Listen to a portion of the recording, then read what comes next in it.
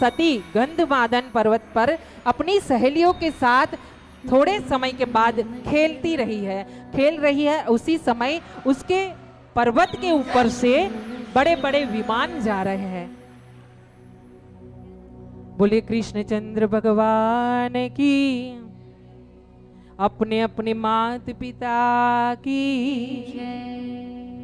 तो महाराज ये हुआ है कि जो सती अपनी सहेलियों के साथ खेल रही थी पर्वत पे, वाटिका में, पुष्प वाटिका में, वहां बातें कम कीजिएगा, जितनी भी हो सके बातें कम कीजिए, मुझे डिस्टर्ब होता है। तो यहाँ और आप बहनें हैं ना, हम लोग तो इशारे में बहुत होशियार है। इशारा करके बोल दो एक दूसरे को, इशारा करके बात कर लो। आप बोलते हो ना, यहाँ तक सुनाई देता है तो मैं डिस्टर्ब थोड़ी होती हूँ, मैं कमजोर हूँ थोड़ी, हाँ, तो मुझे माफ करिएगा। तो यहाँ क्या हुआ है कि सती जो खेल रही थी, उनके शिखर के ऊपर से विमान जाना शुरू हुए। एक विमान गया, दूसरा गया, तीसरा आया।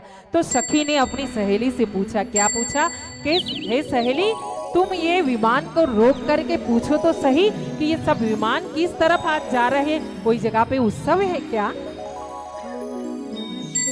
जब ऐसा पूछा गया ना, तब सती की एक सहेली ने एक विमान को रोका, जो चंद्रमा का विमान था, उनको रोक करके पूछा गया, क्या आप बताइए ना, क्या आप सब विमान लेकर के सब देव आज कहाँ जा रहे हो, किस क्षेत्र में जा रही हो, कोई उत्सव है क्या?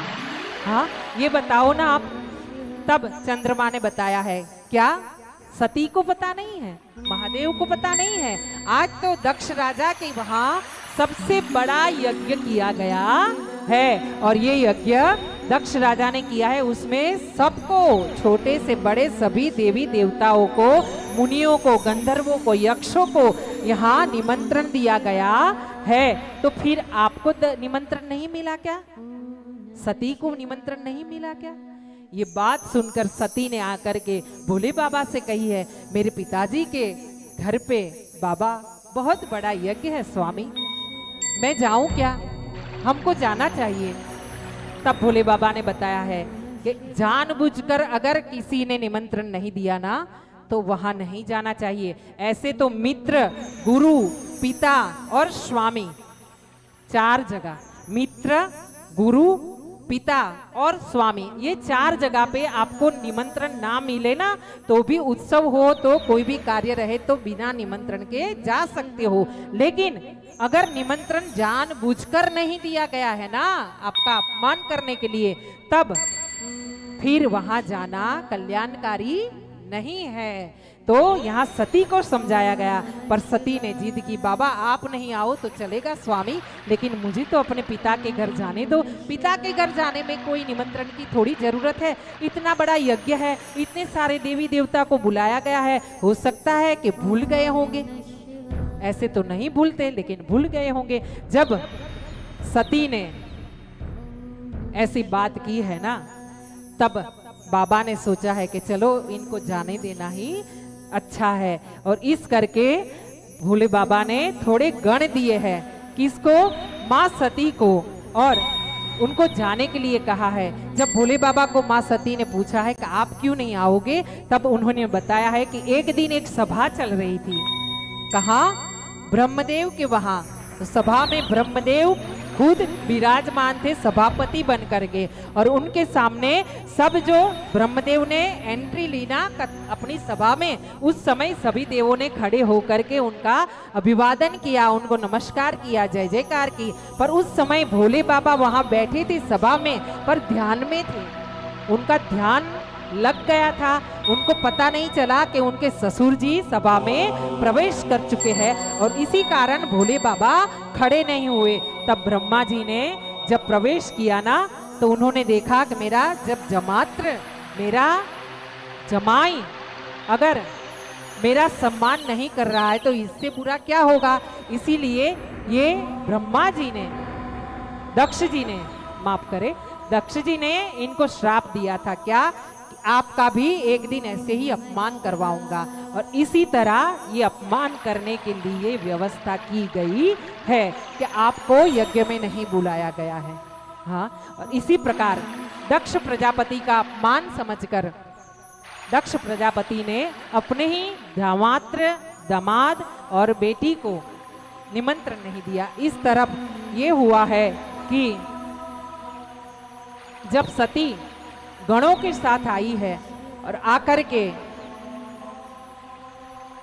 सभा में प्रवेश किया है तो दक्ष राजा ने मुंह मोड़ लिया है। उनके पिताजी ने उनका सम्मान नहीं किया है, जबकि माँ ने, कल की कथा में बताया था मैंने कि माँ ने जब जन्म लिया ना, धारण किया ना जन्म दक्ष राजा के यहाँ, तब उन्होंने पहली शर्त रखी कि क्या मेरा अपमान होगा वहां से मैं अपने स्वरूप में लीन हो जाऊंगी, मैं फिर वहां नहीं रुकूंगी। यहाँ पहला अपमान हुआ है। दूसरी जगह फिर आगे बढ़ी है, सोचा पिताजी का ध्यान नहीं होगा, इसलिए बड़े बड़े राजा बड़े बड़े देव यहाँ पधारे हैं, उनके स्वागत में लगे हैं, तो उनका ध्यान नहीं होगा, तो भूल गए हैं। फिर मिलूंगी मैं अपने पिता से, ये समझकर वो आगे बढ़ी है सभा में। सभा में आगे जाने के बाद उन्होंने देखा है क्या कि उनकी जो बहनें आई है ना, उन्होंने भी मुंह मोड़ लिया है। 60 बहनें थी ना, ये सती के साथ में 60 बहनें थी और उन्होंने भी मुंह मोड़ लिया है। तब जाकर के थोड़े आगे गई है, माँ मिली है और माँ ने एकदम से दौड़कर अपनी बेटी को गले लगाया है। कहते हैं ना, तो माँ जैसा तो कोई हो नहीं सकता, माँ तो माँ होती है। हाँ, बेटी को देखकर माँ खुश हो गई है। उनको पता है कि पिताजी ने बेटी को निमंत्रण नहीं दिया, दामाद का अपमान किया है, फिर भी माँ ने बेटी को जब आता देखा ना तो दौड़कर उसे गले लगाया है, उसका माथा चूमा है, माथा चूम कर पूछा है क्यों दामाद जी नहीं आए बेटा, और उसकी कुशल मंगल पूछी गई है। और यहाँ सती ने हंसते हुए अपने माँ से बात की है। आगे चलकर उन्होंने जो पूजन का जो स्थापन हुआ था उस स्थापन पे नजर की है, और स्थापन पे नजर करते ही उनको पता चला है कि यहाँ भगवान भोलेनाथ का स्थापन नहीं है, और जहाँ भगवान से संबंध ना होना वहाँ कभी भी मंगल होता नहीं है। कुछ भी हो जाए, जैसे मारवाड़ी समाज आप है, आप लोगों को धन्य है कि आपके घर पे बर्थडे रहे या ब्याह रहे या गृह प्रवेश रहे, आप या तो सुंदरकांड करवाते हो या तो कोई भजन करवाते हो या कुछ भी मंगल करवाते हो, फिर आप कुछ भी पार्टी करते हो। हाँ, आप लोगों को धन्य है। तो यहाँ भोले बाबा की संबंध में जाते हैं और शरण में जाकर के क्या कहते हैं, भोले बाबा से,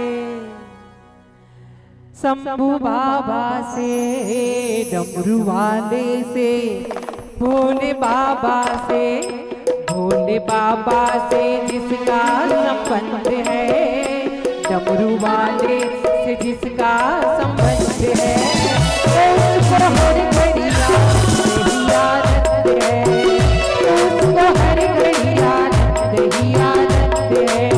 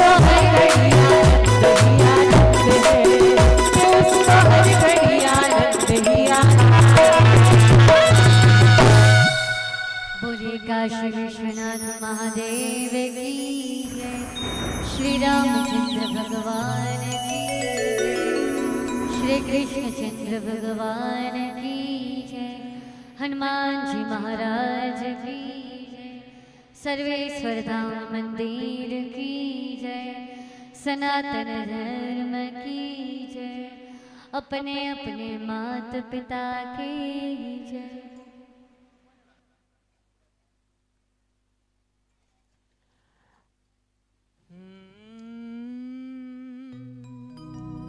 ओ नमः शिवाय। नमः शिवाय। यहाँ सती ने देखा है कि बाबा का स्थापन नहीं है, उनका भाग नहीं है स्थापन में, तो सती को क्रोध आया है और सती आगे बढ़ी है। आके देखते देखते उसको पता चला है कि यहाँ और भी तकलीफ है। क्या है कि आगे जाकर के भी भगवान का भाग नहीं देखा है भोलेनाथ का, और सती ने क्रोध किया है। क्रोधाग्नि में आई है सती और उन्होंने कहा है, कौन ऐसा मूर्ख है कि जिसने ये स्थापन किया है और भोले बाबा का स्थापन नहीं है? क्या मूर्ख हो? क्या बुद्धि नहीं है आपको? क्या आपको पता नहीं है कि शिव के सिवा अगर कोई यज्ञ किया गया, कोई शुभ मंगल कार्य किया गया, तो वो कार्य सिद्ध नहीं होता है जहाँ शिव का स्थापन न हो, शिव का भाग न हो। इस प्रकार सती ने अपने क्रोधाग्नि में आकर के सभी देवों को आह्वान करके बोला है। क्या किसी देवता को पता नहीं है क्या कि शिव जी जहाँ नहीं रहते हैं वो यज्ञ में अपना योगदान नहीं देना चाहिए? सभी देवताओं को बुला बुला कर सती माता ने पूछा है, क्या आपको पता नहीं था क्या कि यहाँ भोले महाराज का भाग नहीं है? क्या आप ऐसे ही चले आए यज्ञ में? सती ने क्रोध में लाल होते हुए योगाग्नि में अपने शरीर को भस्म करने की तैयारी की है। एक तरफ से नजर डाली है दक्ष की तरफ और कहा है कि दक्ष, मैंने जब जन्म लिया था ना, तब प्रकट होते तुझे कहा था कि जहाँ मेरा अपमान होगा वहां मैं नहीं रुकूंगी, मैं अपने ही स्वरूप में लीन हो जाऊंगी, और आज मैं वापस जा रही हूँ। तूने अधम कृत्य किया है, तेरा मंगल न होगा। और इसी तरह मां सती ने योगाग्नि को प्रकट किया अपना दाहिने अंगुष्ठ से, और योगाग्नि में प्रकट होते ही मां ने अपने देह को छोड़ा है। देह को छोड़ते समय मां सती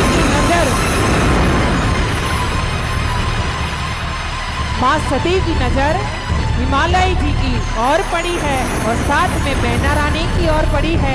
और सती ने सोचा है, राम जी के चरणों में अर्जी करी है। राम जी ने पूछा है, माँ क्या अगले जन्म में आपको दक्ष की ही पुत्री करूं? तब माँ सती ने कहा है, कदापि नहीं, मैं मर जाऊं उससे पहले बता रही हूँ, क्या मुझे जन्म चाहिए ऐसे कोई पर्वतराज के घर कि जहां मेरा सम्मान हो सके। और ऐसा करके मां सती ने अपना देह छोड़ दिया है। इस तरफ भगवान ने जहां भोलेनाथ बैठे थे